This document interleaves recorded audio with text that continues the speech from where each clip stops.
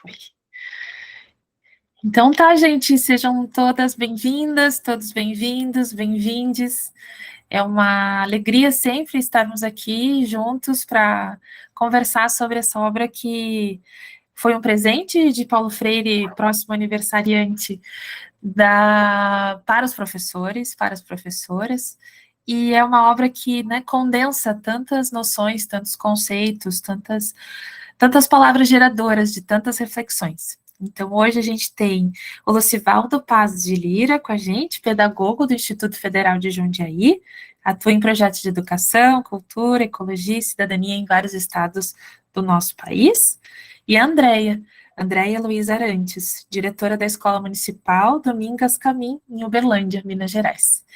Esse nosso encontro aqui, ele é organizado por 4 mulheres que, com todas as suas adversidades, seguem fazendo milhões de coisas, e entre essas milhões de coisas, esses nossos encontros. Então, a Camila, que está aqui com a gente, Camila Lima Coimbra, Círculo de Estudos, que trabalha, né, na UFO, no Círculo de Estudos de Pesquisas Freirianos. Eu, Camila Alexandrini, sou professora na Educação Básica e atuo também na Fora da Asa, que é uma ONG aqui em Porto Alegre. A Karine, que trabalha na Repense, a representante da Repense, a rede de extensão, pesquisa e ensino sobre saúde e educação.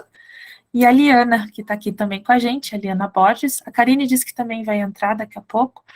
A Liana Borges, da Rede Internacional Café com Paulo Freire. E esse é o nosso 4º encontro. Os outros 3 encontros estão no nosso YouTube da Fora da Asa e também no YouTube do Café com Paulo Freire. E tem sido encontros de muitos aprendizados. Como eu disse antes de a gente começar a gravar, esses encontros têm reverberado muito, porque a gente sabe, né, gente, que com a pandemia a gente entendeu que era possível se encontrar por meio da internet, mas também com as artimanhas poderosas, né, do capitalismo, das redes de informação a serviço de uma educação bancária, essas coisas ficam gravadas e às vezes a gente nem tem acesso. E diferente disso tudo, esses nossos encontros têm tido acessos, as pessoas têm assistido, têm usado como material de aprendizado e de estudo. Os encontros são sempre muito ricos e a gente fica muito feliz de ter o Lucivaldo e a Andréia aqui com a gente. E cada um dos tópicos, a gente conversa sobre um dos tópicos desse livro, Pedagogia da Autonomia. E esse tópico é um tópico, se eu fosse escolher o meu tópico favorito, a gente tem, se eu me colocasse essa difícil escolha, eu escolheria esse como meu tópico favorito. Acho que a mudança é a palavra que eu mais gosto, e é com o Paulo Freire que eu tenho aprendido que a mudança é possível. Então, o tópico de hoje, para quem quiser acompanhar aí com o seu Pedagogia da Autonomia, é o 2.8, ensinar exige a convicção de que a mudança é possível. E aí eu acho que a gente pode começar por aí, agradecendo mais uma vez a Andréia e o Lucivaldo, e também, desculpa, Liana, tu falou? Não, depois de ti eu falo um minutinho só. Ah, tá. Agradecendo de novo a Andréia e o Lucivaldo por estarem aqui com a gente, e lembrando que a dinâmica do encontro funciona assim, a gente abre o espaço para que os convidados e as convidadas falem, mais ou menos durante 20 minutos, e depois a gente abre para que todas e todos falem. Oi, Liana. Não, eu ia só contar uma historinha, as 2 historinhas bem curtas, que tem a ver com Pedagogia da Autonomia. Uma delas tem, aliás, as 2 estão na revista do Café com Paulo Freire. Na primeira revista, que é de setembro de 2021, exatamente no mês dos 100 anos do Paulo Freire, nós conversamos com a Fátima Freire, com a filha dele. E naquela entrevista, a Fátima conta um pouco da história da pedagogia da autonomia. E o que ela conta, resumidamente, tem a ver exatamente com isso que a Camila Alexandrini disse. Ela nos contou, e eu acho que muitas pessoas sabem disso, que o Pedagogia da Autonomia foi escrito por Paulo Freire porque ele se sentia em dívida com os professores e professoras, especialmente da escola pública, porque a Fátima nos disse que falava para ele assim, chamava ele de paizinho, né?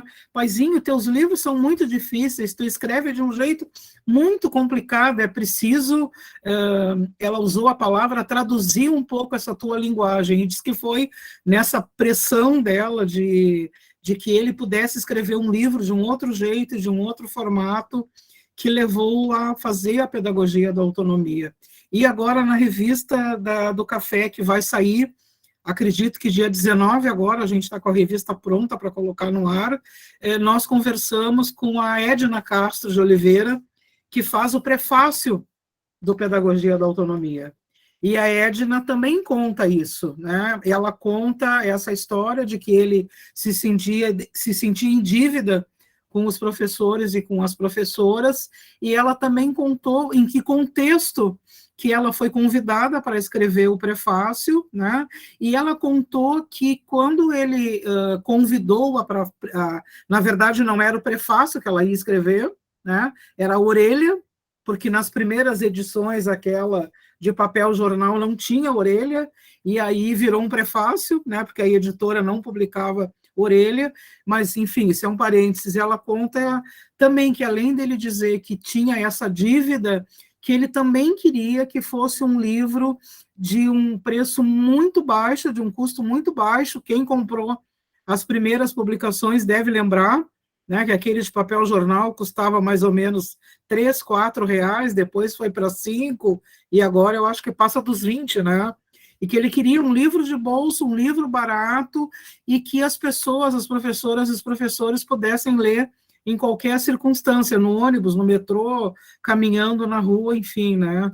Então, esse livro Pedagogia da Autonomia, eu acho que ele tem, assim, muito essa cara do Paulo Freire, né? Esse tamanho dessa humildade, dessa generosidade, de sempre se preocupar com quem está no chão da escola, seja lá a escola formal, do jeito que a gente conhece, ou seja lá a escola não formal. Então, quando a gente pensou esses encontros da pedagogia da autonomia, eu acho que a gente pensou muito a partir dessa inspiração.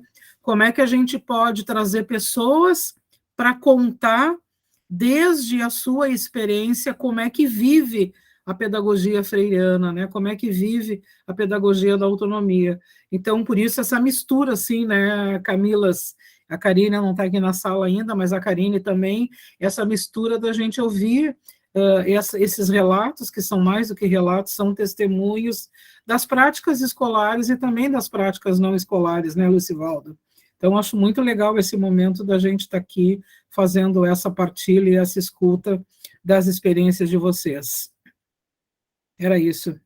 Queria contar essas duas historinhas, que eu acho que o livro fica com vida, né? Parece que a gente está pegando na vida, assim, de uma forma concreta. E o tamanho da responsabilidade também, né? De trazer para a roda pedagogia da autonomia. A gente até perguntou, nós perguntamos para a Fátima se tinha uma intenção explícita de que essa seria a última obra, porque Paulo Freire já estava muito doente quando estava escrevendo essa obra, né? E ela disse que conscientemente não, que ele não falava que seria o último livro, mas que pensando bem, talvez ele soubesse que seria, digamos assim, o livro de despedida, né, do tempo dele em vida. Era isso. Camila Alexandrini. Obrigada, Liana. Obrigada sempre. Começamos com a Andreia, pode ser? Pode sim. Boa noite, pessoal. Prazer enorme estar aqui com vocês, né? Compartilhar nossos caminhos, nossas experiências, reler Paulo Freire, né? Estava aqui me preparando, me organizando, relendo, pensando como estamos hoje, nossas escolas, como nos posicionamos e como estão as nossas escolas, e é sempre assim, quando a gente começa a ler novamente, aquilo que de repente a gente já leu em tempos anteriores, já escreveu sobre, mas pulsa algo diferente, porque é um acreditar, é uma esperança extremamente diferente, né? E me reapresentando, eu sou Andréa Heloísa, estou como diretora da Escola Domingas Caminho, sou pedagoga da escola, né? E quando cheguei na escola, me deparei com um PPP, um projeto político-pedagógico freiriano, e aí, juntando a minha identidade com todo aquele conhecimento que a escola, aquela bagagem cultural enorme, aquela riqueza enorme que a escola nos proporciona, eu optei por dedicar um pouquinho, conhecer um pouquinho mais, e aí, né, a gente encontra literalmente com os nossos estudantes, com a nossa memória, com a nossa história, né? E aí, quando a gente fala que ensinar exige a convicção de que a mudança é possível, eu gostaria de começar a minha fala com vocês, principalmente sobre esses primeiros parágrafos, né?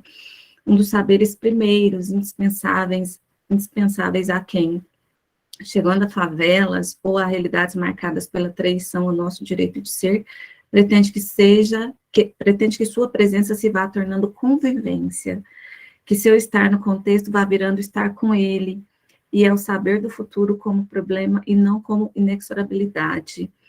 E aqui ele vem discorrendo sobre esse movimento que o mundo não é, o mundo está sendo.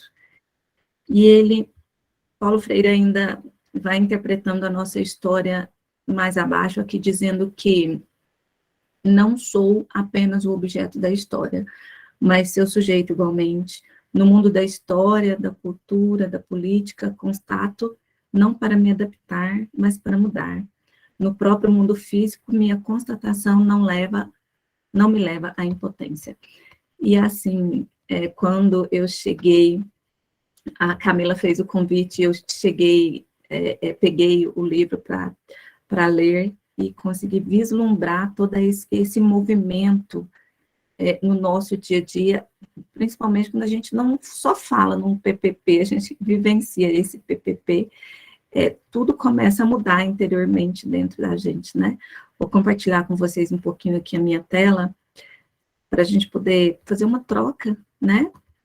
Aqui de aprendizagens, um pouquinho, e aí nós vamos falar aqui, que quando eu peguei esse PPP, eu pensei, nossa, eu preciso debruçar, preciso entender um pouquinho mais sobre essa escola, sobre essa origem, e aí veio a minha memória e identidade, a minha origem afro-indígena, né, e o convite para ser a gestora dessa escola, um paralelo entre a comunidade e a minha própria história, né. E ali, nesse movimento todo das escolas rurais, não sei se vocês já estão visualizando a tela, gente? Sim? Agora eu não vejo mais vocês? Sim, Andréia, estamos. Ok. Então, nós encontramos ali, ainda nos dados do INEP, uma alta distorção de idade série das escolas rurais de 2018 e 2019, né, da cidade de Uberlândia, tanto municipal quanto estadual. Nós temos uma alta distorção de idade séria, uma alta rotatividade, temos evasão, e a gente encontra um currículo que é um currículo urbanizado, né, bem distante, e isso tem muito a ver com a minha história, a minha própria memória, né, sobre a educação do campo. E aí, então, eu optei por fazer o mestrado com esse desafio da gestão democrática freiriana, como desafio mesmo, isso não quer dizer que ele já esteja concretizado. No decorrer das nossas ações dentro da escola, inclusive a nossa pedagoga do turno da manhã está aqui conosco, que hoje nós estamos vivenciando esse ato, né, esse movimento no turno da manhã, nas turmas do 4º ao 9º ano, nós, na verdade, estamos tendo um ensaio, né, do intercâmbio desse conhecimento entre a comunidade, que comunidade que é essa? Né, nós estamos no distrito de Miraporanga, nós estamos com uma comunidade vindo da agricultura familiar, outra parte distrital, nós estamos com o conselho, com as associações de moradores de um lado, e também estamos com a Campra, que é uma associação também que trabalha principalmente essa questão da agricultura familiar, da reforma agrária, e aí o nosso objetivo, né, as nossas vistas ali de edificação coletiva desse conhecimento, com o objetivo de ressignificar, partir da realidade desse estudante, para que isso torne as nossas aulas mais prazerosas, para que a gente estude constantemente essa realidade desse menino, desse estudante do campo, e a gente coloque a voz desse estudante dentro da escola, a voz dessa comunidade dentro da escola. E aí a gente começa a fazer algum diagnóstico, né, dos tipos de PPP que nós temos hoje na nossa região, e a gente também conseguir aí fazer essa comunicação do tipo de concepção democrática que nós temos na construção desse PPP e o tipo de concepção democrática freiriana que nós queríamos naquele momento, ou que ainda queríamos, não, que nós queremos ainda. Então, nós analisamos ali o nosso PPP, nós vamos trilhando ali os nossos caminhos, né, os primeiros caminhos, os indicadores, os nossos IDEBs, os resultados das nossas avaliações internas mesmo dentro da escola, e aí nós diagnosticamos que nós temos hoje, principalmente, uma falta do conteúdo da disciplina da educação do campo nas grades das culturas, na grade curricular das licenciaturas das universidades, nos currículos das escolas básicas, né, que normalmente eles são simplesmente readaptados para as escolas do campo, e como que nós podemos trilhar os caminhos. Quais seriam, então, os passos iniciais? Então, os passos iniciais que nós trilhamos, vou interromper aqui nesse primeiro momento, para depois eu entrar aqui nas fotos. Os passos iniciais que nós trilhamos no decorrer desse primeiro ano de 2022, né, foi, assim que nós chegamos na escola, nós dialogamos com toda a equipe da escola, do turno da manhã, porque o turno da tarde, no movimento pós-Covid, nós entramos com uma proposta da Secretaria Municipal de Educação de trabalhar principalmente a questão da alfabetização, né, uma intervenção, e aí nós optamos por ofertar essa proposta própria do PPP da escola para as turmas do 4º ao 9º ano. E aí é uma vivência muito, nossa, é muito prazeroso, né? Então, nós chegamos, ofertamos para eles, chegamos com o PPP,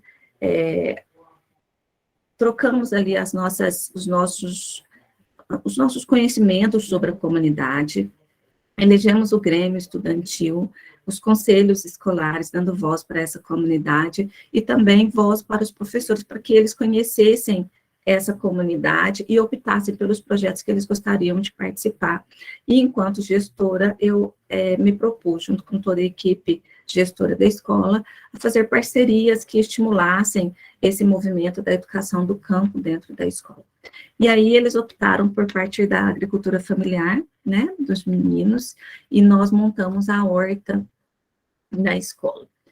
Montamos a horta na escola e começamos esse ano, na verdade, a gente começou em tempos anteriores com o 4º ano, mas agora, esse ano, nós começamos do 4º ao 9º ano, e nós tivemos, assim, uma surpresa muito grande, porque os professores, eles ficaram encantados com o interesse e o conhecimento que os meninos trazem para nós.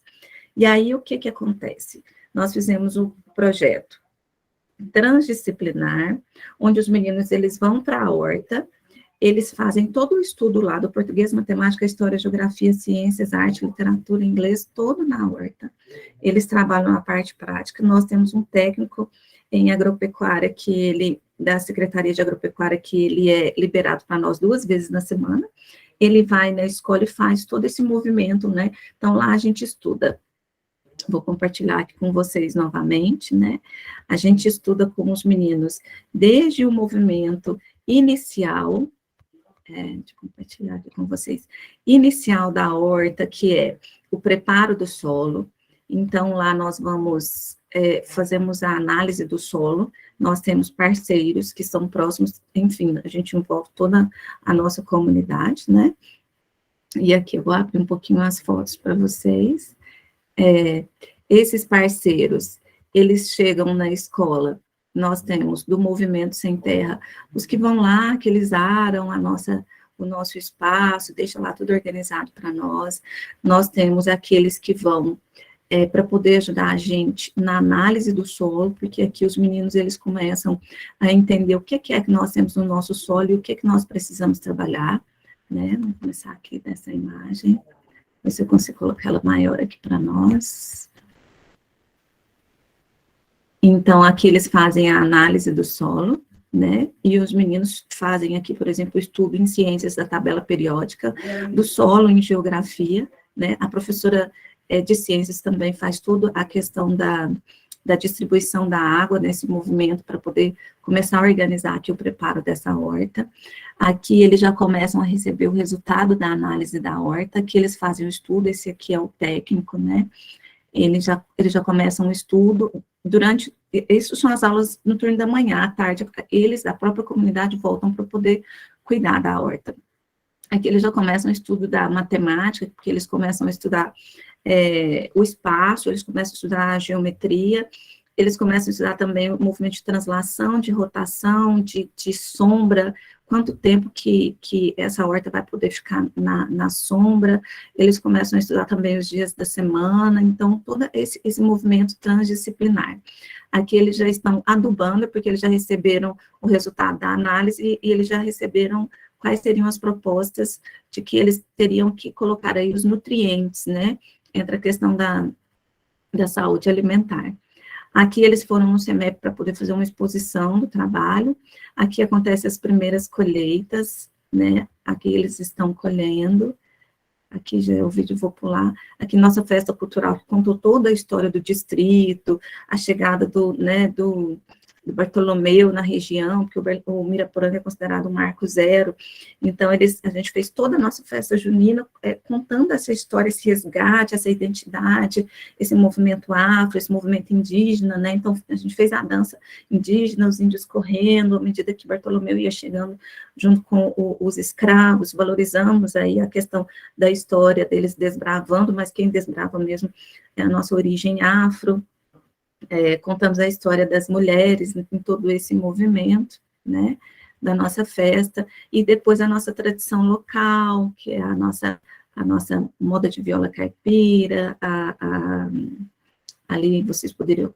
viram a folia de reis, e aqui a gente retorna um pouquinho quando os meninos estão colhendo, a gente tem o projeto também do meio ambiente, em que eles fazem o reciclado do distrito, da casa deles, eles trocam esse reciclado por um dinheiro fictício, né, que a gente chama de graninha, e essa graninha eles trabalham a educação ambiental, cuidado com o meio ambiente, assim como a educação financeira, porque essa mesma graninha, eles vão lá no ano promove aí a questão de como trabalhar esse dinheiro, né, e aí eles fazem a feira, e eles levam esses produtos que eles mesmos trabalham para casa. E alguns desses produtos que nós não levamos para casa, nós fazemos as cartas freirianas e distribuímos na comunidade, né? Os moradores mais velhos, os motoristas, de frente à escola, né? Que é a casa da Dona Domingas, que o nome da nossa escola é Domingas Caminho, e aí eles vão fazendo essa distribuição aí do todo esse movimento. E isso foi no primeiro semestre, né? Que nós trabalhamos. Agora, hoje, né, ficamos aí numa discussão latente do segundo semestre.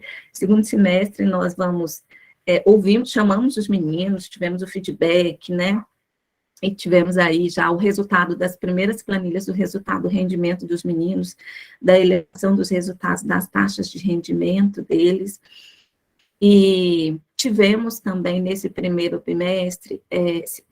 semestre, um feedback desse Grêmio Estudantil para ouvi-los, né? O que eles gostaram, o que foi importante, ouvimos também a comunidade, o que eles receberam lá dessa nossa horta, o que impactou na alimentação dessa comunidade, né? Porque a gente também trabalhou essa economia solidária, e, por incrível que pareça, nós iríamos trabalhar no quarto e o quinto ano, porque eu tenho, nossa, né, muito menino, aquele movimento todo, e todo mundo quer participar, e os professores, e aí, não, então aí, eu e a analista hoje conversando, vamos ficar com o quarto e quinto ano, que nós vamos receber, tem outras propostas que aí, Paulo Freire faz muito esse movimento da autonomia, porque eles vão para, não coloquei aqui, mas eles vão para a cozinha, eles cozinham, eles fazem a pesquisa no tablet do tanto de água que gastou naquele alimento, o tanto que eles precisam consumir, e o quanto que eles consumiram, e o quanto que eles ainda vão precisar de consumir mais. Fizemos outro simulado transdisciplinar com todos os conhecimentos, somando aí os resultados desse conhecimento deles, mas, acima de tudo, dando voz para eles, né? E aí, por incrível que pareça, a gente queria trazer para o quarto e o quinto ano e o sexto ao nono ano, não, nós queremos demais, e nós ficamos nesse dilema ainda, nesse diálogo hoje de manhã, o que nós vamos ofertar ainda, o que nós vamos trabalhar ainda, porque eles pediram para a gente mudar de cultura. Os impactos foram que eles, por exemplo, a gente teve a época do frio, então eles conseguiram trabalhar lá na agricultura familiar um processo em que eles conseguiram recuperar algumas partes do plantio desses agricultores, da família deles, né?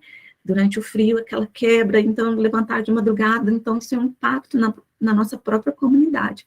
E agora eles querem trabalhar uma nova cultura, eles querem trabalhar o milho, a mandioca, a batata doce, né, e o feijão, e querem continuar com a horta como espaço de pesquisa. Então, nós teremos uma horta para o sexto, sétimo, oitavo e nono, o quarto e o quinto vai pegar um manejo maior, e eles vão fazer esse movimento, e depois eles vão fazer a cultura alimentar, né, que a gente já pensou hoje de manhã, cada um desses anos irão trabalhar, que é uma proposta vinda deles, irá trabalhar, por exemplo, uma culinária do milho, e a gente vai reforçar todo esse nosso movimento ainda dessa identidade afro-indígena, né, a mandioca, a batata doce, e a gente vai fazer uma feira daí alimentar.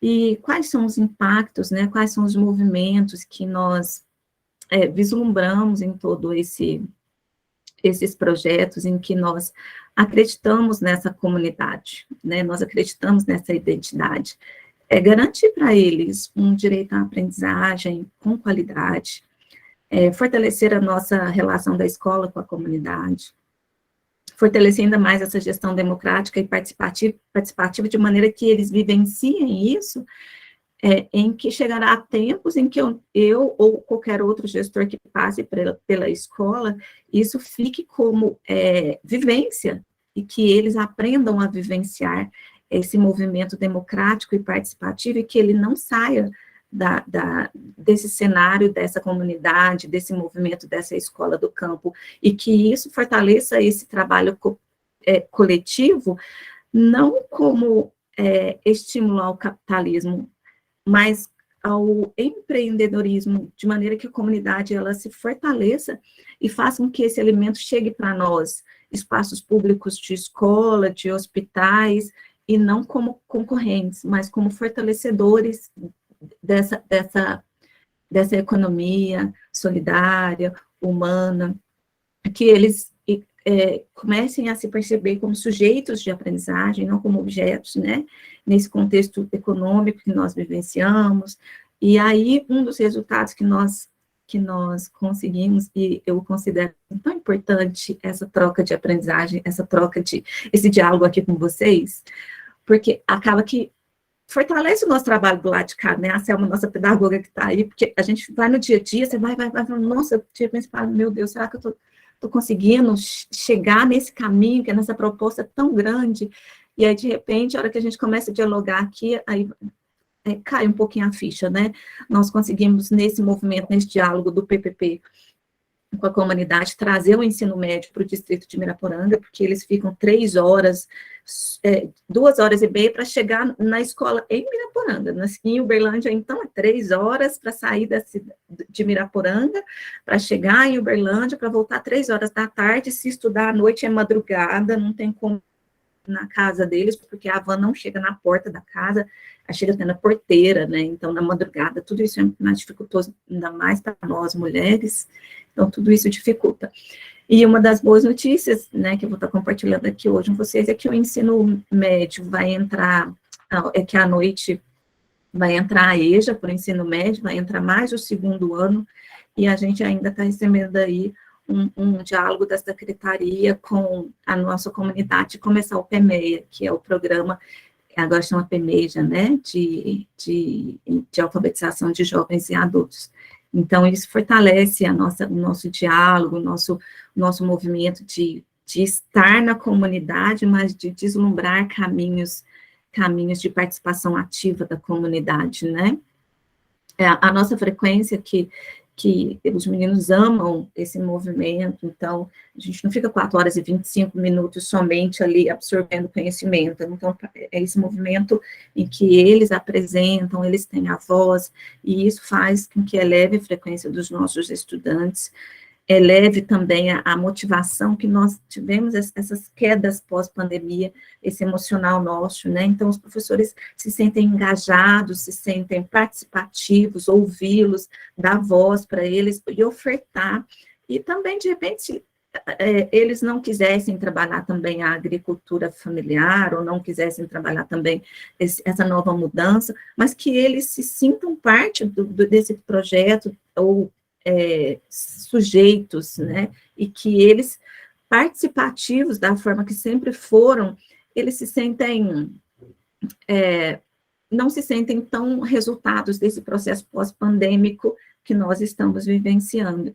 E aí, inclusive, né, um dos outros resultados que eu posso compartilhar com vocês é que os nossos professores estão escrevendo em cima desse projeto, desse movimento, desse PPP do campo, estão adentrando aí ao mestrado, ao doutorado, então isso já é um território de conhecimento também freiriano, que nos coloca também a refletir, né, nessa formação continuada do professor.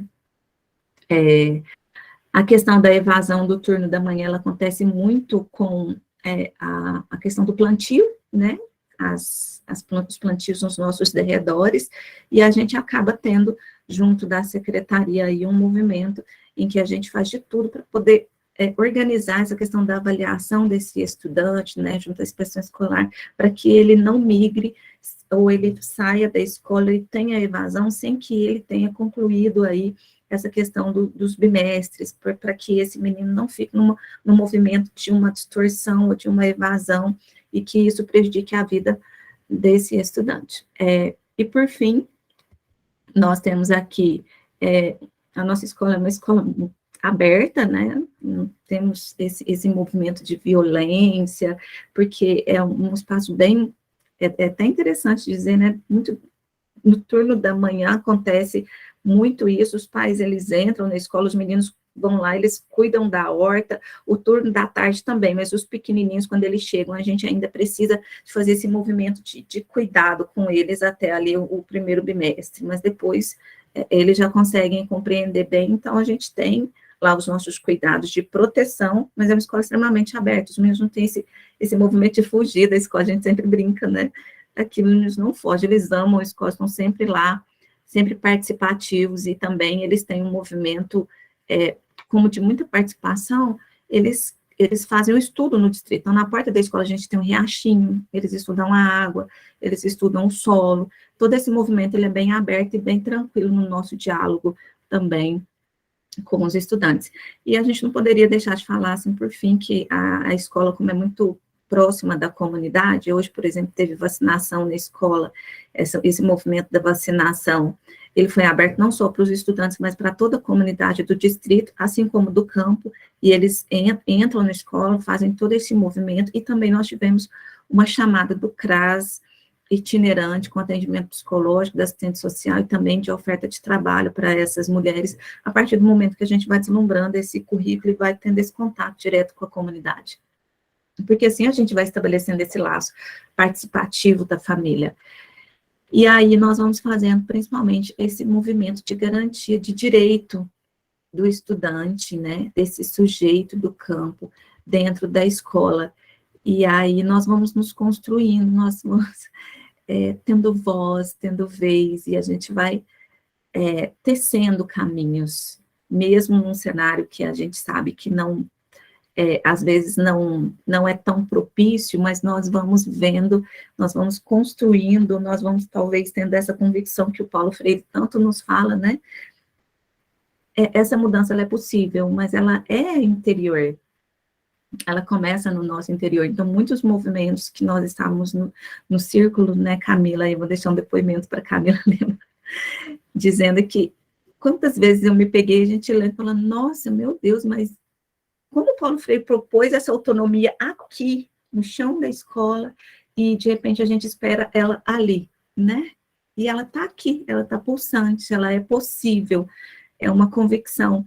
Existem fatores de todos os lados para que ela não aconteça, existe, mas a partir do momento que você se fortalece num grupo em que a comunidade, ela já é assim também, ela já tem essas concepções, você vai fortalecendo a sua identidade, vai buscando caminhos de maneira que os desafios, ou você foca neles e você desiste, ou você aprende com eles como uma escada propulsora para que você siga ainda adiante, mas quando ele coloca essa nossa consciência crítica, participativa, dentro da comunidade. Então, são os caminhos. E hoje eu posso dizer que a Secretaria Municipal de Educação, sempre que a gente faz essas propostas, esses projetos, e nós levamos ao conhecimento, eles sempre trazem ali os apoios, porque eles sabem dos impactos que nós temos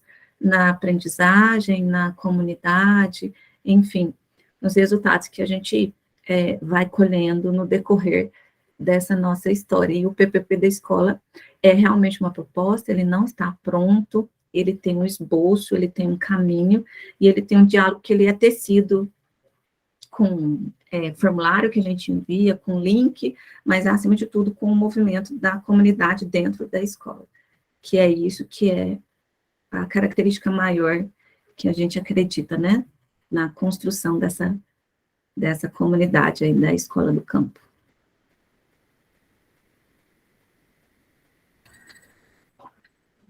Muito obrigada, Andréia.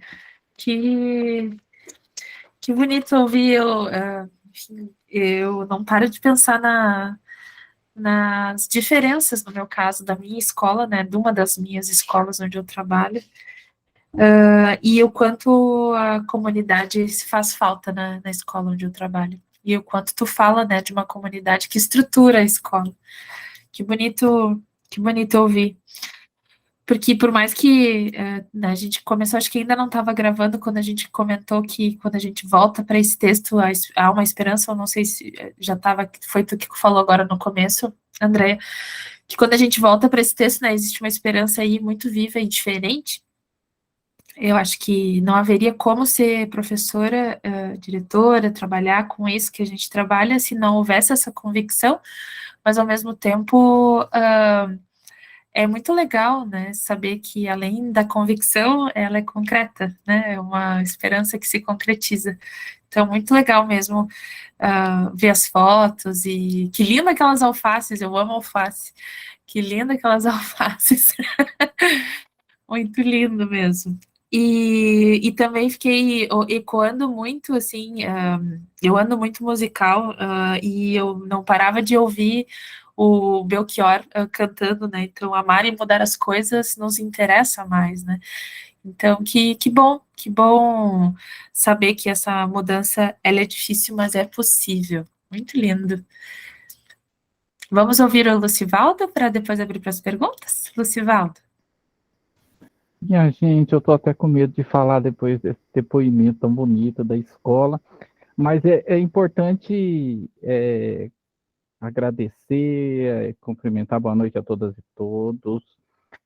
E eu já começou a gravar e eu tinha falado antes, para as pessoas que forem assistir depois, não achar que eu estou tão enfeitado aqui, eu não vim enfeitado com esse terno aqui para essa conversa, não, eu vim enfeitado para outra coisa. E aí ela coincidiu e eu falei um pouco antes, eu quero deixar gravado aqui, porque depois o povo saber que é apenas enfeite para um debate aqui, uma luta, uma militância, né? Mas eu sou Lucivaldo, eu sou pedagogo, eu dedico a minha formação, sou pernambucano, e dedico minha formação, minha vivência, minha praxis, tudo ao movimento social. Hoje eu estou no Instituto Federal de São Paulo como pedagogo, participando de uma equipe sociopedagógica, mas eu quero falar a experiência, conversar um pouquinho. Em Minas Gerais eu aprendi a contar muito caos, eu quero contar um da minha vida para começar isso. Eu gostaria até que a hora que vocês tiverem o meu tempo aí, levanta a mão mesmo, porque às vezes a gente vai empolgando e vai embora, e então eu sei que é gostoso conversar quando está nessa roda, mas o tempo, o Brandão ensinou uma coisa de usar uma vela, mas eu não tenho uma vela, porque daí a gente acende a vela e aí a hora que a vela estiver apagando, a gente termina a conversa. Mas eu quero contar um caso sobre essa questão da mudança possível, numa perspectiva, quando eu tinha 7 anos de idade, eu morava numa fazenda, e era de plantação de algodão, e minha família morava bem distante da sede, nós éramos trabalhadores e ficávamos bem distantes. Quem morava perto da sede, geralmente eram os filhos do gerente, as pessoas que tinham melhor cargo ali na fazenda, e nós, como trabalhávamos na capina e tal, a gente morava muito distante, uns 8 quilômetros. E era na sede que ficava a escola, então a gente tinha que andar cerca de 7,5 km para chegar até a escola. E aí, uma certa ocasião, eu estava indo e ao passar na estrada para chegar, antes de chegar à escola, tinha duas lagoas e no meio a estrada. E tinha uma sucuri tomando sol. E eu com 7 para 8 anos, a sucuri tomando sol, e meu coração bateu forte, eu falei, e agora que eu não vou para a escola, que essa sucuri ali, a sucuri lá folgada.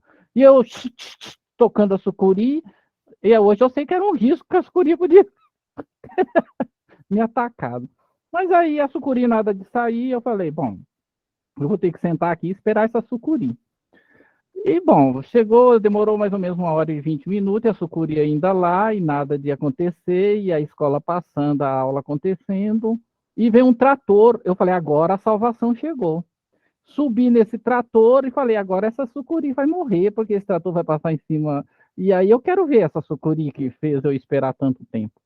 Só que a sucuri ouviu o barulho do trator e saiu da estrada e, bom, fui embora, peguei a carona, cheguei na escola, a professora já ficou brava, porque eu demorei tanto. E só que eu fiquei muito empolgado e queria contar sobre a sucuri. Só que a professora disse, agora você vai ter aula, não tem nada de sucuri. O contexto da vida e daquele momento que eu vivi era muito mais importante do que qualquer conteúdo apresentado. Inclusive, aquela vivência poderia, sim, ser utilizada como uma experiência do vivido. E eu inicio porque a escola ela deixou muitas marcas na minha vida.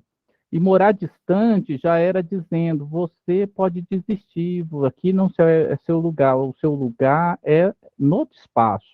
Aqui é o lugar do gerente, que mora a 300 metros, o filho dele da escola para chegar. Você está a 7 quilômetros e pouco, então é para você desistir. Então, eu acredito que o movimento social tem uma capacidade, a educação popular, de promover fortemente. E quando a primeira vez que eu ouvi Paulo Freire, eu não entendia nada. Primeiro, eu questionava muito como que um advogado escreve tanta boniteza para a educação. Aí depois de muito tempo, só agora, eu fui aprender que não é só Paulo Freire, é Elza Freire lado a lado. E Elza Freire foi silenciada, ela tem tanta importância, eu quero deixar isso registrado, tanta importância quanto Paulo Freire, para a nossa conversa, para a nossa roda, porque Elza teve uma importância fundamental. Paulo Freire é quem é, e com a participação de Elza Freire. Eu, ouvindo o Paulo Freire na ocasião, comecei a entender um pouquinho, a primeira vez que eu escutei sobre educação bancária, aí eu pensei, um educador falando de educação para o banco? Então, eu falei, que coisa esquisita, que absurdo é esse? E aí depois eu fui aprender, fui entender, e apaixonei profundamente. E todos os programas e projetos que a gente trabalhou, os trabalhos, tem muito a ver com Paulo Freire e Elza Freire ao longo do que a gente desenvolveu. Eu venho do movimento social, do movimento ambientalista, atuei nesse movimento muito tempo, com uma participação importante no Sul, mas eu vou hoje contar um pouco do relato da minha passagem pela Fundação Consciência Arte. Eu quero utilizar da Consciência Arte para dizer os trabalhos, os projetos, e que a mudança exige de cada um compromisso verdadeiro, um compromisso libertador, um compromisso de humildade, de partilha, de comunhão, tudo palavras que Paulo Freire utiliza, e muita gente, às vezes, usa isso aquelas frases bonitas, né? Linda, mas a essência e a implementação, até na sua vida, deixa muito distante, né? Bom, eu vou tentar compartilhar aqui e, e vamos ver se está certo. Vamos lá.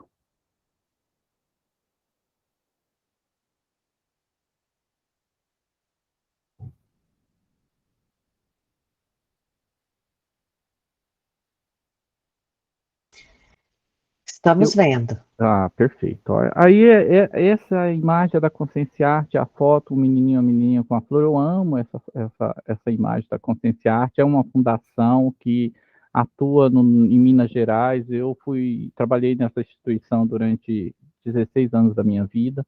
Eu amo, sou apaixonado por essa instituição. Ela sempre desenvolveu o trabalho de cidadania, cultura, ecologia, educação.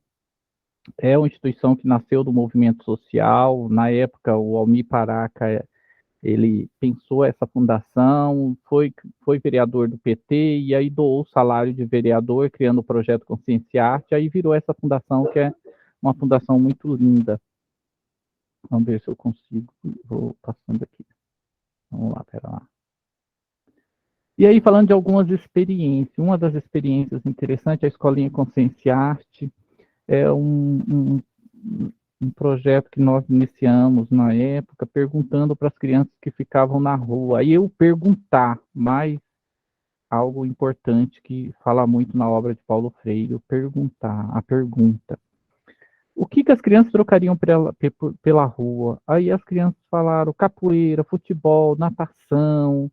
E aí nós pensamos um projeto e construímos junto com as crianças, começando com isso, com o teatro, com a piscina que eles não tinham acesso, com o futebol, e a partir daí nós fomos desenvolvendo a participação dessas crianças na construção e na mudança. E aí só depois que as crianças voltavam para a escola, a partir dessa conquista, desse vínculo, dessa relação. E aí eu fui trabalhando algumas passagens da pedagogia da autonomia e dizer o saber da história como possibilidade e não como determinação. Esse é um movimento importante. E esse projeto ele teve um prêmio muito forte das Nações Unidas, em Bonn, na Alemanha, como dos projetos inovadores para a inclusão das crianças no processo educativo, a participação e o protagonismo. O projeto ele continua sendo desenvolvido. Teve um momento que ele atendeu mais de 2.300 crianças em várias cidades do noroeste de Minas. Bom, eu vou ter que ser meio ligeiro porque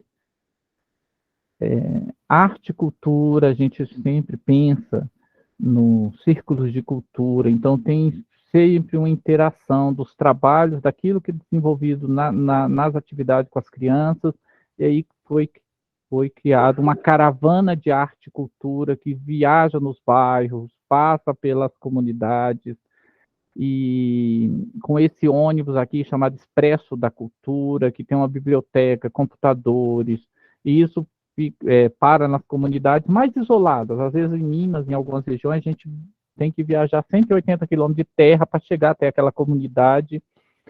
E essas atividades, a partir dos trabalhos da Escolinha Consciência e Arte e dos outros projetos, tem a interação direta com a comunidade. Aqui nessa foto, com tanta gente, é uma apresentação de uma artista, chama Concessa, que é uma grande amiga. Ela está fazendo uma peça, apresentando uma peça, tecendo prosa, onde fala sobre as diversas realidades, sobre preconceito, sobre ecologia, sobre desenvolvimento. Então, a partir da arte, a formação e a participação, e se vocês, não sei se está dando para ver, mas a carinha do povo, de atenção, de felicidade, de alegria, de conseguir participar. E aqui, uma participação também, uma apresentação dos jovens que estão nos projetos de dança afro. E aí eu também trouxe aqui, dialeticamente, me relaciono a partir desse diálogo, a partir da participação, a partir do envolvimento. Eu acho que isso diz muito nas relações da caravana, nas relações dos projetos da Consciência e Arte. Mudar é difícil, mas é possível. Esse é um outro projeto que atende jovens, adolescentes. A Consciência Arte atuou bastante firme, ela teve uma participação muito forte junto ao Ministério do Trabalho na mudança da legislação da aprendizagem no Brasil. Ela participou na concepção dessa legislação, porque antes sempre o Sistema S ditava as diretrizes para a aprendizagem de adolescentes na primeira oportunidade de trabalho, numa visão tecnicista, numa visão capitalista. A Consciência Arte conseguiu, a partir dos trabalhos, desenvolver uma atuação junto ao Ministério, onde a sociedade civil pôde participar de um programa nacional, e foi a primeira organização no Brasil a desenvolver. Eu tive a oportunidade de ajudar na elaboração e nessa transição dessa legislação, onde os adolescentes, eles pensam uma visão do trabalho para o mundo, para a cooperação, para a participação, e a Fundação mantém a atuação em diversos locais. O jovem tem o registro na carteira, é aquele primeiro emprego, mas numa concepção diferente, numa concepção da solidariedade, do trabalho coletivo, da participação e do envolvimento social. Um outro projeto da Consciência Arte que é belíssimo e que ela desenvolve chama Meu Jardim. É um projeto que atua muito conectado com a questão ambiental, com a participação, com o envolvimento com a terra, com o desenvolvimento ao longo do tempo, como, por exemplo, produção de mudas de plantas medicinais, promovimento dos quilombos, do candomblé, com a jardinagem de espaços da periferia, das comunidades. Eu estou correndo porque eu sei que eu quero cumprir o tempo e isso é danado, né? Tá tudo bem relacionado. A alfabetização ex-solidária, esse é um projeto que nós desenvolvemos, inclusive é um projeto que eu estou utilizando como uma experiência para o doutorado agora. Foi o projeto que foi apresentado para candidatura. Eu pensava muito na época na pedagogia da esperança, e aí nós construímos um projeto pensando no Vale do Jequitinhonha, com a formação de educadores populares. Então a gente fez uma atuação com 407 educadores. Esses educadores e educadoras foram para Belo Horizonte, nesses espaços, para construir uma intervenção e uma ação a partir da pedagogia da esperança e de toda a filosofia de alfabetização de Paulo Freire e Elza Freire.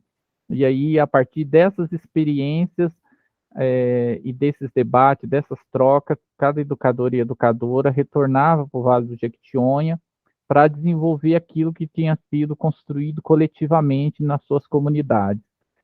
Se eu tivesse tido a oportunidade, hoje eu até falo com a Camila, falo com os colegas, que eu sempre fui muito resistente com a universidade, sempre tive, mas já estou mudando, viu? Então, às vezes eu fico toda hora falando, Camila, não brigue comigo, eu já estou mudando, já estou no outro patamar. Mas é importante dizer que eu sinto sempre a universidade distante dessa participação e desse envolvimento com a sociedade, e a gente precisa ocupar o lugar. A Camila é responsável por eu ter retornado e ter audácia e coragem de ocupar esse espaço com todas as dificuldades. Então, acho que se naquela oportunidade a gente tivesse essa proximidade, esse trabalho ainda teria ampliado de uma forma mais potente. Ele já foi potente, eu considero que foi potente, porque a nossa visão é aquilo, a solidariedade. Pode ver na pedagogia da autonomia, Paulo Freire não fala de conhecimento, Paulo Freire fala de sabedoria, e isso tem uma relevância, essa categoria da sabedoria fundamental. E a alfabetização eco-solidária, ela tem muito disso, né? A leitura do mundo precede a leitura da palavra. Eu acho que na minha vida muito isso acontece, né? Isso precisa estar no nosso radar sempre. E eu tentei imensamente pegar a foto e achar material, pesquisar, mas o pessoal da Fundação perdeu, eu não achei, que é da Rádio Rural do Trabalhador Legal. Esse projeto é belíssimo, é um projeto, infelizmente eu não estou com as fotos aqui, mas é um projeto que nós desenvolvemos a partir de uma situação que tem no interior de Minas Gerais, que é o aliciamento de trabalhadores e trabalhadoras do Nordeste do Brasil, que geralmente abre uma conta num supermercado e ele fica trabalhando infinitamente para pagar essa conta e nunca tem fim.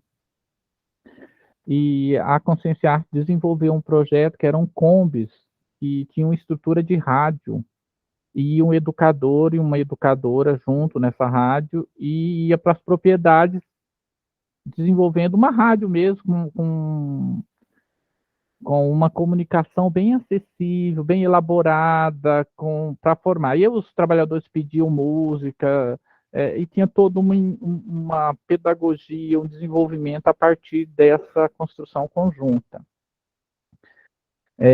E também uma equipe ia nos ônibus, que era a partir do Teatro Oprimido de Augusto Boal. Eles caracterizavam como trabalhadores e trabalhadoras e começavam a provocar educação e formação sem que os trabalhadores soubessem que eram atores e atrizes, e aí faziam diversas intervenções educativas. Um exemplo que eu lembro que eu achei muito interessante é que eles começavam: você sabia que fulana pôs a comida na embalagem lá, que cortou uma embalagem de um veneno, e acabou, comeu, e aí passou mal, foi para o hospital, e não sei o quê, e começou todo um processo educativo a partir dessa intervenção do Teatro Oprimido. O projeto ele teve resultados muito importantes, porque diminuiu a mortalidade de trabalhadores e trabalhadoras, aumentou o registro de trabalhadores e trabalhadoras na região, e ele recebeu um prêmio. A instituição que premiou é bem questionável, mas eu tenho que citar, e ela acabou passando um recurso. Isso foi, de certa maneira, bom, que foi o Banco Mundial, foi um prêmio de experiência social inovadora, e foi muito importante. O Festival de Arte Negra, que é um grande festival internacional, a Consciência Arte atuou, ele acontece em Belo Horizonte, mas eu apresento o festival porque nós mudamos a concepção desse festival. Antes, os curadores eles eram do eixo Rio-São Paulo, e eram curadores com um salário bem significativo, mas que pensava a cultura afro voltada para o Palácio das Artes, voltada para os grandes espaços da elite, e uma cultura afro. E quando a Consciência Arte assumiu, nós contratamos curadores da periferia. E aí o festival teve um outro olhar, uma outra visão, uma outra participação, uma apropriação da sociedade, da comunidade, da periferia no desenvolvimento do festival. Isso foi muito significativo. Passou a estar em todos os bairros, e não só no Palácio das Artes. O fato de trocar os curadores, ainda aconteceu algumas coisas no Palácio das Artes, mas muito foi para a periferia. Então, essa participação, o saber popular, a sabedoria popular no desenvolvimento é fundamental. E essa construção de forma coletiva, participativa, verdadeira. Esse festival ele resultou em diversos municípios depois, diversos quilombos. A Fundação atuou com o desenvolvimento dos trabalhos.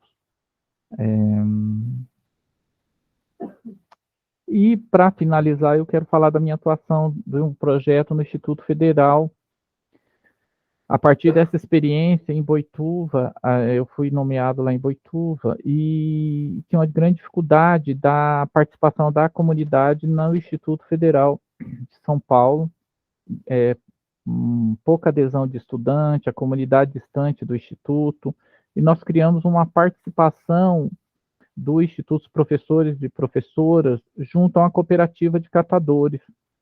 E nós tínhamos automação industrial lá no Instituto de Boituva, e as turmas tinham 10 alunos, 15 alunos, e com o desenvolvimento do Instituto ir para a comunidade e participar, organizando o processo de separação dos materiais recicláveis, os estudantes, os filhos das catadoras, eles foram convidados a ir ao Instituto, que nunca tinham entrado no Instituto, E aí nós elaboramos uma ação conjunta, onde nós compramos esse caminhão, doamos para a cooperativa começou a receber um auxílio da comunidade do Instituto, professores e professoras orientando e auxiliando, e agora as turmas do Instituto ampliaram fortemente, porque o Instituto conseguiu conversar com a comunidade, conseguiu ter a participação e fazer uma presença verdadeira. Isso foi muito importante, a partir dessa experiência que a gente traz do movimento social. Eu apresento aqui alguns resultados, eu acho sempre importante, aprendi isso ao longo do tempo. Então, a Conscienciarte, em 1998, recebeu o prêmio Bem Eficiente das Nações prêmio Cidadania das Nações Unidas, depois do Banco Mundial em 2002, o Bem Eficiente em 2004, o prêmio Itaú e Unicef em 2006, Culturas Populares em 2007, Diálogos da Juventude 2009, Arete Cultura Viva 2009, 2010, Prêmio Asas, e esse Negras Raízes foi um prêmio Tuxaua, eu recebi esse prêmio pessoalmente do Ministério da Cultura, foi um recurso financeiro no valor de 34 mil na época, e eu reverti esse prêmio para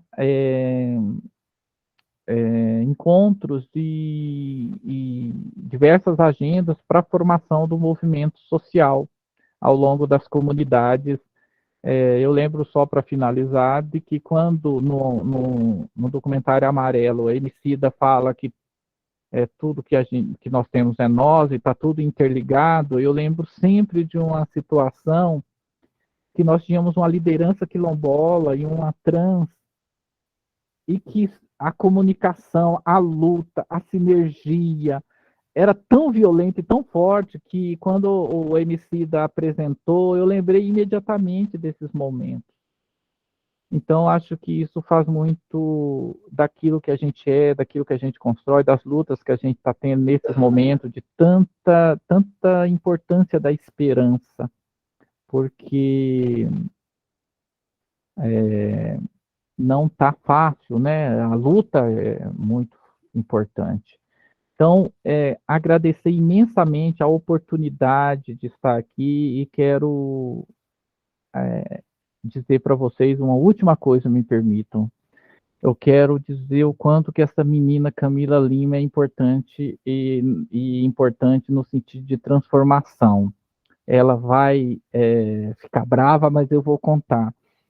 Eu sou um homem gay, casado com Paulo Fabrício Roquete Gomes, e na época que eu conheci Camila, eu vi Camila assim, com atuação, com envolvimento importante com um amigo que ela tem, que faleceu, inclusive, e ela com eu observando muito um carinho, uma atenção dela com esse amigo, e aí eu comecei a pensar, poxa, a gente pode ter como gay amor, carinho, o outro pode ter, a gente pode viver, e aquilo foi tão importante na minha vida, me fortaleceu tanto, quando eu e meu marido adotamos nossa filha, a primeira pessoa que a gente levou, ela tinha 2 aninhos, hoje ela tem 19, foi para a madrinha Camila para apresentar, porque o tanto que ela representa para a gente, o tanto que esse momento de viver, essa amorosidade verdadeira, essa amorosidade do cuidar do outro.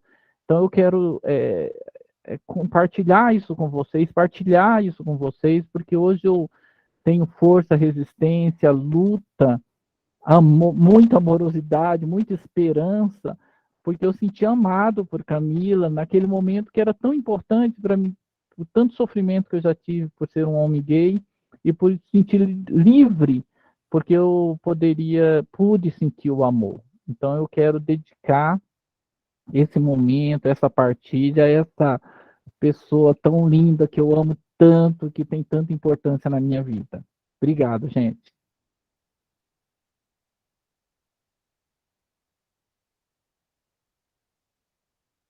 Ai, Jesus, caminha assim, não me deixa aqui na. Obrigada, Lucivaldo. Né, gente? É porque é amor que para muito tempo, né? Então, ele sabe também o quanto meu sentimento é recíproco, mas eu acho que desse amor que eu acho que o Lucivaldo e André, aí eu vou amarrar aqui o Camila e Liana, para a gente provocar aí a prosa e a conversa nesse sentido, né? A gente tem conversado aqui um pouco, e acho que já falamos isso talvez em outras, mas especialmente nesse, quando a gente fala que a mudança é possível, né? E o que é possível nesse contexto, assim, eu fico pensando, eu tenho que pensar a partir do meu lugar, e do meu lugar eu penso na universidade. E o Lucivaldo também é um que sempre me faz muito pensar nisso, né? Como é que a universidade ela se distancia muito dos movimentos sociais, né? Se distancia muito daquilo que acontece para além dos seus muros. Eu faço essa crítica a nós mesmos, apesar de ser, e com isto sendo uma defensora incondicional da universidade pública brasileira. Mas, ao mesmo tempo, eu acho que a gente também precisa aprender com a história, e também precisa aprender com os movimentos sociais, nós precisamos aprender com as escolas, né, Andréia? Porque a hora que a gente vê o seu trabalho também, eu fico pensando, gente de Deus, por que a gente não está junto?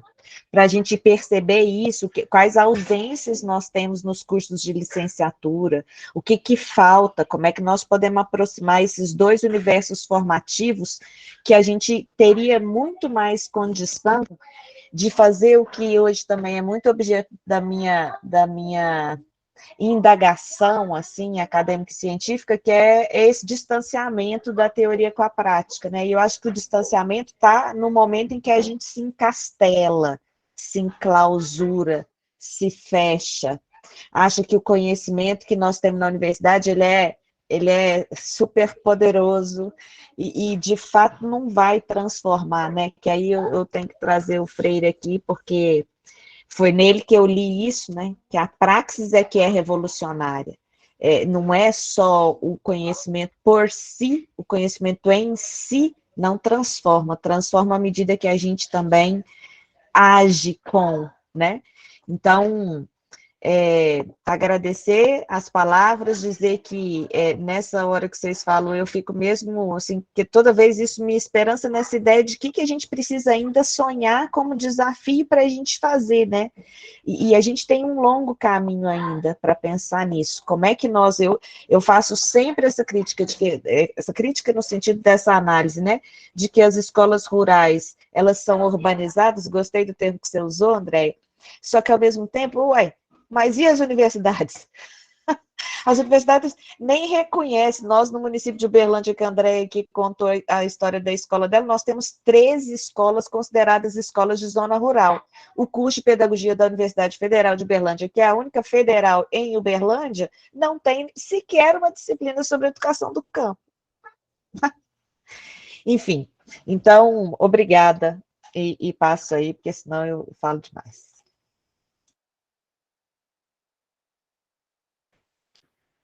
É um debate tão saboroso, né? E a gente fica refletindo. Eu considerei realmente um desafio ser convidada para ser gestora, onde, de fato, eu não conhecia a educação do campo. E eu me identifico naquela minha memória afrodescendente, e migrei da escola do rural com muita dor no coração, né? Sou fruto de 7 irmãos, onde somente eu consegui alcançar o nível superior e que nós não conseguimos estudar. Então, quando eu cheguei aqui na cidade de Uberlândia, minha mãe me alfabetizou lá na roça, né?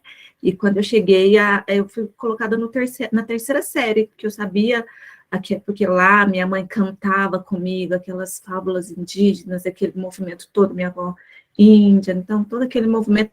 Mas foi muito, estranhei muito show, tive febre. E aí eu fui no seminário, né? Não vou sair do campo para poder ir para a escola. Então, todo aquele movimento e aquela identidade. E eu chego lá na escola rural do campo, e é isso. E os meninos estão migrando, os meninos estão saindo, e os dados do INEP estão mostrando, eles descendo para a EJA e não filtrando, não dando continuidade. E aí a gente ainda chega na Universidade Federal, não vou nem falar das particulares, com um currículo onde eu já tracei alguns dados aí também para o doutorado, Lucivaldo, nessa perspectiva em que somos a minoria do campo, e aí nós também não temos voz nas universidades. Aliás, mal chegamos no ensino médio, né? Com condições básicas dos direitos de transporte, de alimentação, mesmo tendo uma legislação que nos impacta, que desce desde o Conselho Nacional de Educação Estadual e Municipal, onde estamos prestes a discutir, mas que os nossos professores são desconhecedores, portanto, nunca lutarão como garantia de direito daquilo que eles não conhecem. Então, é um movimento de baixo para cima dessa minoria da comunidade, né, e que não tem um impacto maior por não sair também do conhecimento acadêmico. E nós, às vezes, não abrimos esse diálogo, nós simplesmente fazemos, né, a gente já dialogou isso nos nossos círculos, aulas expositivas, com uma proposta de uma pedagogia de autonomia de conhecimento, onde a gente não valoriza esse currículo, esse conteúdo, essa pedagogia crítica dos conteúdos que vem da realidade, do solo da escola, do chão da escola. E é uma coisa que nós dialogamos muito com os nossos docentes, né, e que eu trago aqui também como diálogo para todos nós refletirmos, em que momento que aquele conteúdo que ele vem da BNCC, ele impacta na minha pessoa. Ele traz para mim uma concepção de vida, que é uma proposta, um objetivo geral do PPP da maioria das escolas, e que a gente não discute na real. Então, eu vou lá estudar, por exemplo, a geometria, os ângulos, por exemplo, eles diagnosticaram que o nosso distrito não tem farmácia, né? Então, agora, os meninos da educação especial fizeram uma proposta, eles fizeram uma farmácia local. Então, eles estão plantando lá, fazendo esse movimento da geometria, mas todo um processo de construção. Mas em que momento que isso vai chegar na universidade? Em que momento em que eles chegarão na universidade? Que direito é esse, né? Então, se a gente não esperançar nesses movimentos de diálogo, que é o momento que a gente tem para conversar, se a gente não refletir sobre isso, que impacto nós vamos ter, a não ser, mais uma vez, a nossa cultura afrodescendente, ela não chegar nos livros, não chegar na academia e não ser registrada, simplesmente ser contada e talvez registrada com uma proposta de mestrado, de doutorado, ou com uma linha acadêmica não reconhecida enquanto potencial epistemológico, vamos dizer assim, né? A Liana e o Oswaldo levantaram a mão. Pode falar antes, Oswaldo. Eu aguardo. Vai lá, Oswaldo. Obrigado pela generosidade. Eu gostaria de parabenizar as duas falas, mas de forma mais especial a fala da Andrea. Se eu pudesse, passaria bem mais tempo ouvindo, porque depois desse avanço da onda neoliberal que coloca a escola na perspectiva de um grande mercado, né? As escolas vêm virando grandes shopping centers, vem se perdendo esse debate em torno dos projetos político-pedagógicos. E muitos professores também vêm esquecendo que a escola, enquanto uma instituição que precisa pensar o que o Paulo Freire chamou, né, o que o Paulo Freire denominou de seus quefazeres, ela precisa sempre ter como parâmetro esse projeto. E esses debates estão ficando, infelizmente, cada vez mais escassos. E a gente precisa entender que ele está atrelado, né, sempre a uma concepção de sociedade, a uma concepção de educação, e é uma concepção de ser humano. Então, quando a gente vê esse neoconservadorismo avançando, nós, professores progressistas, a gente que lê o Paulo Freire, vai percebendo o quanto esse secundarizar o debate em torno do PPP, ou até mesmo excluir, ele pode gerar essa sociedade que está muito próxima da barbárie. Então, a gente precisa voltar a agir por vias emancipacionistas, nas quais os professores possam voltar a dialogar, pelo menos sobre os projetos das instituições onde a gente atua, né? Nós estamos fazendo, por que nós estamos fazendo, a partir de qual filosofia nós estamos agindo, porque senão a gente fica à deriva. Então eu fico muito feliz toda vez que um gestor ou professor coloca como centralidade o debate em torno do PPP. Então é um sinal que a gente está no caminho certo. Obrigado.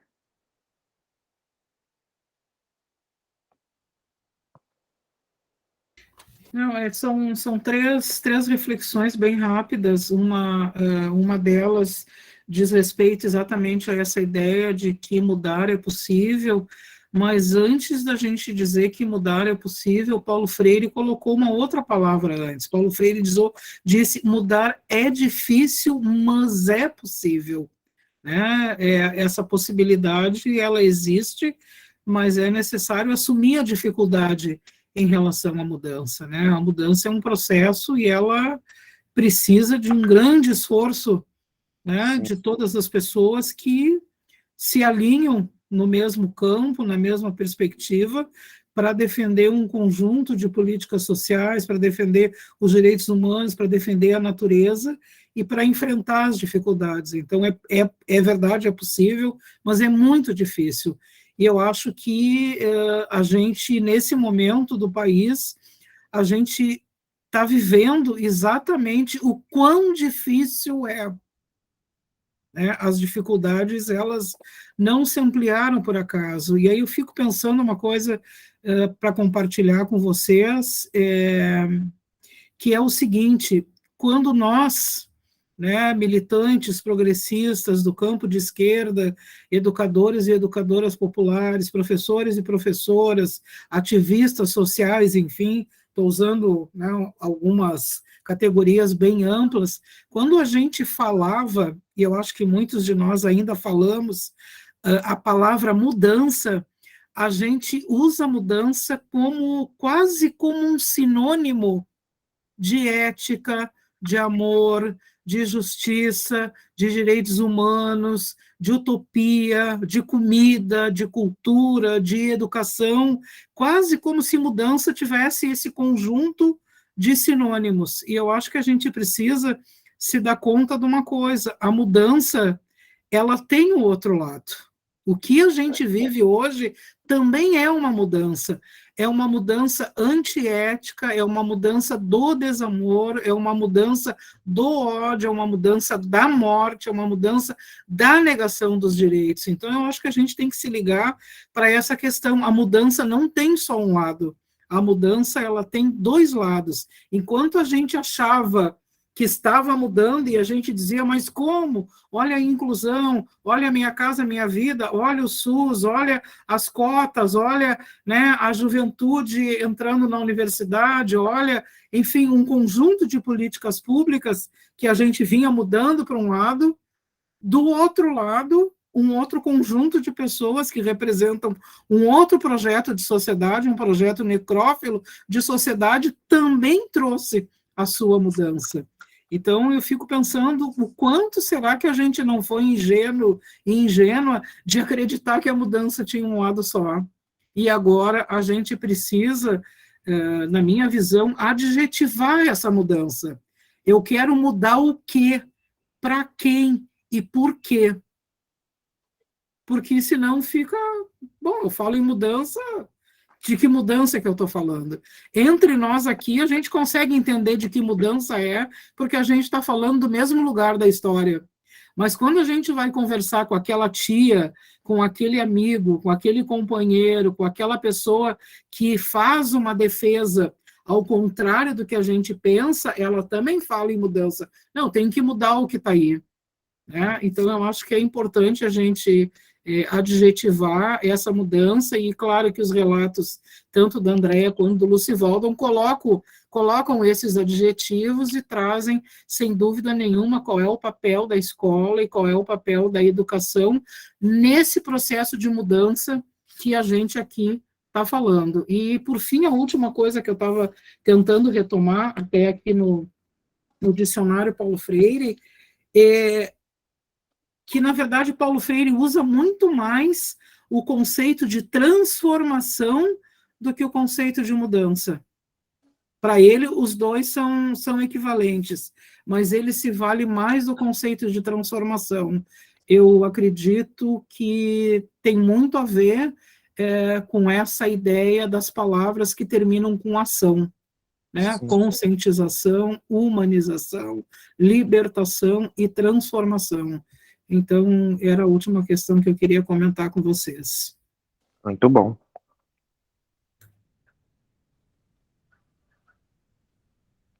Camila,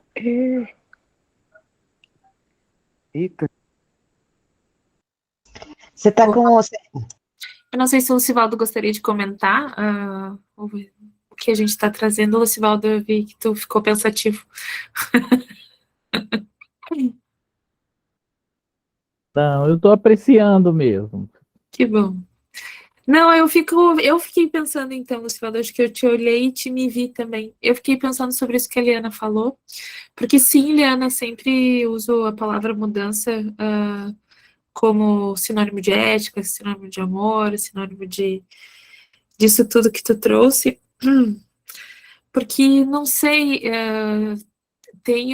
te ouvindo, fiquei pensando, porque me parece também que, embora estivéssemos antes num contexto político que caminhava para essa mudança da qual a gente compartilha, né, esses adjetivos aí, me parece que na estrutura, né, da nossa sociedade aqui na Terra, num sistema capitalista, numa relação de natureza e cultura, havia uma estrutura que ainda era atroz, né? A gente ainda, eu acho que a gente, embora politicamente estivéssemos num momento de mudanças sociais, a gente ainda vivia num país substancialmente construído por meio do racismo, da exclusão dos povos. Acho também que a gente substancialmente estávamos e estamos num sistema que entende cultura como o que deve se valorizar em detrimento da natureza, o homem sempre acima, né, dos outros seres. Não sei, fiquei pensando nisso que tu tá falando, no que tu trouxe, né? Acho que a cultura é essa na qual a gente se constituiu e se constitui enquanto povo, ela tem sido substancialmente binária, o que faz com que tantas exclusões ocorram, né? Então, acho que é por isso que eu gosto e carrego comigo tanto a palavra mudança como sinônimo de ética, de amor, de transformação, porque eu acho que a nossa luta, ela é contínua. Ainda que... E isso tem sido dito muito, né, agora, inclusive politicamente, né? Ainda que ganhemos, a luta só recomeçará. Eu não sei, eu acho que eu já aceitei também o fato, acho que nós já aceitamos também, né, o fato de que se estamos nessa luta com a educação, a gente vai ficar por um bom tempo nela, né, se não para sempre. E esse para sempre, eu acho que não significa que a mudança não seja possível, mas que ela nos exige o tempo todo, né, essa retomada. E, enfim, então, existe uma constatação aí de que somos capazes de intervir na realidade, mas a realidade não para de acontecer. Não para de acontecer. Lá na minha escola, enfim, eu fiquei pensando agora muito nos meus alunos, né? Lá na minha escola tem acontecido na comunidade muitos tiroteios, né? Então, inclusive, aqui em Porto Alegre, na Zona Sul e na Zona Norte, tem acontecido muitos tiroteios, tem parado as escolas e tem sido algo bastante grave. E eu, em voltas disso, né, como trabalhar com isso sem ser violenta, né, porque falar da violência em sala de aula, às vezes, é tão violento, né, já que isso se vive fora da escola. E aí, essa semana, eu encontrei um pontinho, assim, de possibilidade, eu ouvi uma música dos Titãs que se chama Apocalipse, e são crianças cantando essa música. E a coisa mais bonitinha, assim, porque são crianças anunciando o Apocalipse. E ao mesmo tempo que é muito bonita a música, porque existe uma esperança, elas estão anunciando o Apocalipse. E aí eu coloquei as crianças para cantar e as crianças adoraram. Então, mas é isso, né? No dia seguinte o tiroteio não parou. Então, às vezes eu acho que o nosso trabalho é um pouco esse, né? Essa convicção é uma coisa de gente teimosa, né? Que não quer desistir fácil da briga. Camila, você me fez lembrar um termo também que Paulo Freire usa muito, né? Que é a permanência.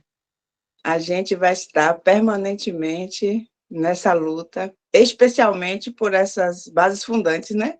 Que é a educação. Né?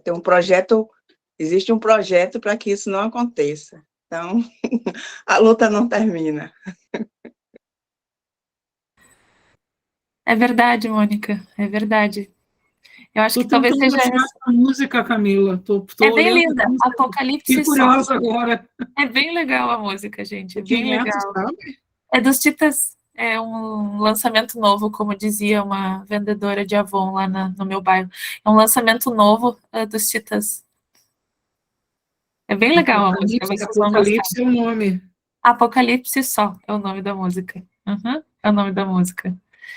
E que legal, Mônica, que isso ecoa aí também, né? Porque é isso, acho que existe um projeto, no nosso caso, né, Brasil, 500 anos aí forçosamente acontecendo, né, e reincidindo em várias questões.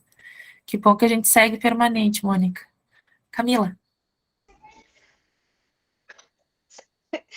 É porque vocês me provocam a pensar nisso, né? Assim, eu fico pensando também que as coisas vão brotando na cabeça da gente, como é que essa ideia da mudança e da permanência que a Mônica lembrou aí, né? Que eu costumo chamar isso dos pares dialéticos, porque é assim que o Paulo Freire vê, as coisas não são, né? A Andréia falou isso quando estava contando a sua história aqui para a gente, o mundo não é, né? O mundo está sendo, e compreender o mundo e a gente assim também faz com que a gente entenda esses pares dialéticos como pares. Então, a gente vai estar num movimento de mudança e de permanência que vão, ora, estar num espaço, ora em outro. Mas eu também concordo com a Liana, que a gente nunca poderia imaginar se há 4 anos atrás me perguntassem se a gente chegaria onde estamos, né? Vendo tanta brutalidade humana acontecer do nosso lado, pessoas dizendo coisas que parece que para mim era improvável que isso aconteceria.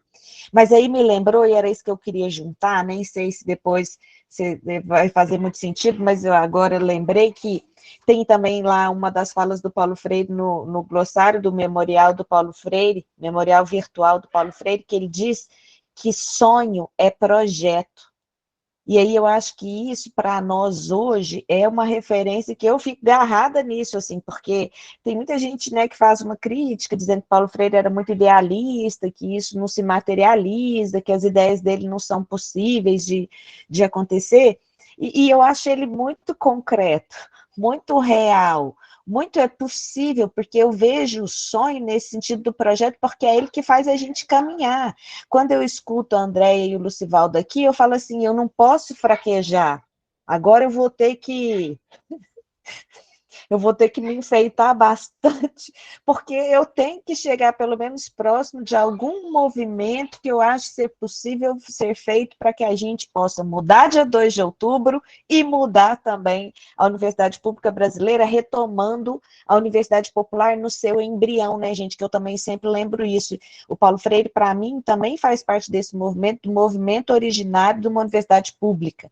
Então, isso é importante que a gente retome, porque eu acho que a gente também na caminhada e com esse atropelo que levamos por esta jornada fascista que estamos vivendo, ela faz com que a gente, às vezes, também se desalinhe daquilo que é o nosso objetivo principal, ou originário, ou de saída, né? E aí todas as outras discussões, eu sempre volto para a universidade, que esse é meu lugar. Não tem de eu falar de outro lugar, eu falo do lugar que eu habito, mas isso para mim também está em outros espaços e em outras possibilidades. Então, entender o sonho como projeto, para mim, é um mobilizador daquilo que a gente ainda tem por fazer nas nossas instituições, nos nossos espaços, nos nossos lugares, e assim é que, para mim, se transforma a sociedade, né? Então, aí, eu acho que é o caminho que nos une aqui nesse universo, porque realmente, quando a Liana fala, aqui nós estamos falando de uma mudança, e todo mundo sabe qual é a mudança que a gente quer, espera, deseja e faz acontecer. Agora, a gente está vivendo num lugar que eu falo de uma mudança, as pessoas também falam de mudança, mas não é a mudança que eu quero, né? Porque nós chegamos até onde nós chegamos, e a gente agora vai ter muito trabalho para retomar, né, os direitos e aquilo que a gente conquistou historicamente. De fato, eu acho esse movimento dessa nossa proposta aqui de discutir pedagogia da autonomia um movimento muito legal da gente poder compartilhar essas ideias. Eu realmente saio daqui, parece que com mais ânimo para enfrentar o que está ali, né? Assim, parece que a fala de vocês, então, mais uma vez, Andréia e Lucivaldo, são mobilizadoras de um sonho, de um projeto que eu não dissocio, eu não separo o projeto de vida e o projeto de sociedade, né? Acho que caminham juntos.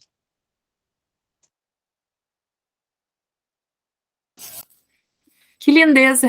Eu também saio daqui muito, muito feliz. Eu fico sempre pensando, a gente pensou nesses encontros mensais, e eu acho que com as nossas rotinas é o adequado, mas que dá vontade de vê-los e vê-las mais vezes, não há dúvida. E aí a gente fica pensando também, né, nesses projetos de vida e sociedade que a Camila estava falando, que se multiplicam, não há dúvida, por aí. Muito obrigada, Andréia, muito obrigada, Lucivaldo, muito obrigada, gente, que esteve aqui ou que vai assistir depois. Não sei se vocês querem dizer algo a mais. Não, espero que no nosso encontro de outubro a gente tenha um outro cenário, né? É verdade, vai ser dia 17, né, Eliana? É verdade! Vamos ver como estaremos nós aqui no próximo encontro. No de novembro, então, gente. Que lindeza. Eu já estou bem animada. Eu acho que o indicativo, o número 13, que ficou muito tempo, o número diz alguma coisa. Eu acho que é uma previsão. Né? Eu também acho. Gente, um abraço grande, obrigado pelo carinho. Beijo para todo mundo. Boa noite, obrigada. Boa noite. Até outubro. Um grande beijo. Um grande beijo, gente. Fiquem bem. Para nós.